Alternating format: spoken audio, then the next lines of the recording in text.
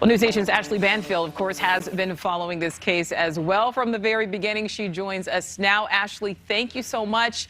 Now, again, you've been on this since the beginning. So, we hear from the FBI today. We hear that human remains are found. They have yet to be identified. But we know that those items belonging to Laundrie have been confirmed. So what is your initial reaction? So, it's funny. I have loads of reactions. My first one is, what about the Petitos? What about justice for Petitos? What about the death of Gabby? How do we resolve that? So I have these two competing stories going, Nichole, because it's real hard to prosecute someone who's dead. So you're not, if it is Brian, if that is him, if those are his remains, you're not going to see a murder charge levied against him, right?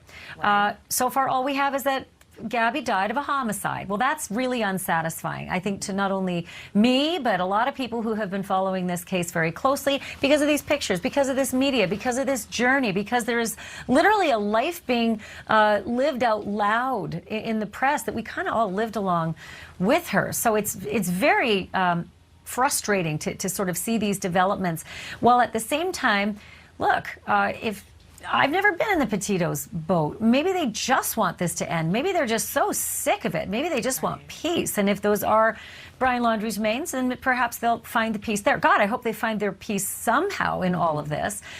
With regard to the Laundries, though, this story is not over yet. Right. They still are under investigation and have been. There is still potential exposure for the Laundries, depending on what police might have on them in terms of how Brian Laundrie was able to be a fugitive. So mark this space. This conversation's not over regardless of what the forensics determine.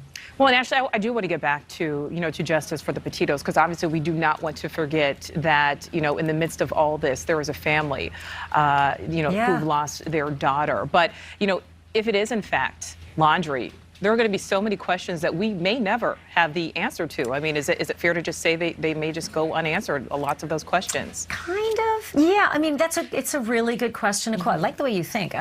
So here's the skinny.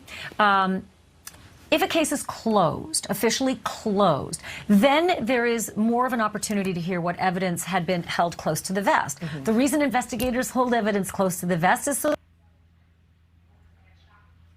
the bad guy knowing all about it in advance. So if the bad guy's dead, there's not a whole lot of need, right, to hold that stuff close to the vest. However, if you're not 100% sure that's the bad guy, I know, then you hold some of that evidence close to the, yeah, exactly. Because if there's the chance down the road that there will be, I don't know, another perpetrator, then we wouldn't release the evidence. All I can say is that it's more than likely if police say we were 99.9 repeating % sure that it was Brian Laundrie, we were just waiting on the charge so that we could have a person and not go into speedy trial process. It's a little more information than needed. If that's the case and they do decide to close the case, then I think you'll get some of your questions answered. Maybe not all of them, but a lot more. But a lot more. All right. And then Ashleigh, okay, so we know that the reserve, it's been closed. They reopened it yesterday. Now, all of these weeks that it's been closed, they're searching, they're using drones, they're using dogs, they're using divers. They have all of these people on the ground as well, actually walking on the property. The day after it's reopened, we find these human remains, we find these items that are confirmed. The human remains aren't, but these items are confirmed to belong to Laundrie. How does this happen? I'm with you. All I can say to that is that 25,000 square miles is a lot. And one cadaver dog that belongs to the Pasco County Sheriff's Department isn't going to be enough to cover 25,000 square miles of that reserve. So, okay, I got it. But what I find even more weird, and I think we're going to get clarity as Stephen P. Bertolino, the lawyers for Mr. and Mrs. Laundrie, maybe clarifies his statements, is what is all this business about the Laundries saying, I think we're ready to go and help search again, and oh goodness, look what we found. Right, the that day after, to me, I smell a rat. Yeah, and I'm wondering if this is just a notion of parents being, or a lawyer being inarticulate in what he's released, or if there is something to that. Because if there is something to that, again, watch this space. I just don't like the smell of that, and I know that investigators are not that dumb. They're going to be looking at every digital trail they could possibly sniff out. Yeah. Ashleigh, my producers are wrapping me, but I do want to ask you one thing very quickly. Again, we don't want to forget that GabbyPetito's family is in the middle of all of this. What would be your message to them right now as things stand?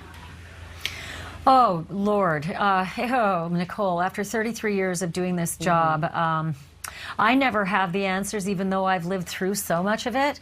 I can't imagine being in their shoes. They're not making a comment right now. They're just saying, for now, we're just staying quiet. I understand that. Wow. Find peace anywhere you can. Find peace anywhere you can, and God bless them. They're such good people. All they keep saying is the positive things they hope are going to come out of this. That's what Beth Holloway has found. That's what Aaron Runyon has found. That's what Elizabeth Smart's father Ed has found. Many of these people who go through it decide to turn it into something good and leave a legacy for their child who's passed on. Absolutely, yeah. We can only wish them the best. Ashleigh, absolute pleasure speaking with you. Thank you so much. Mwah. Love you, Nichole.